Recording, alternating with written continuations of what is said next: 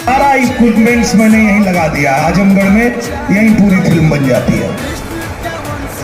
तो हमारे कलाकारों को भी अब कहीं जाने की आवश्यकता नहीं। आप लोग भी अपने नर्सिंग के कार्य के साथ साथ किसी की भी इच्छा हो कि मुझे फिल्म में भी काम करना है तो आप डॉक्टर साहब को बता दें।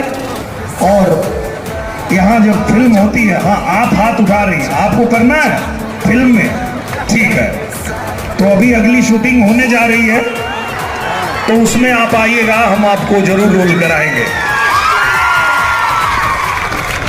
क्योंकि हम भी जब स्कूल में पढ़ते थे, कॉलेज में पढ़ते थे, तो हमारी भी इच्छा होती थी कि हम फिल्म में काम करें।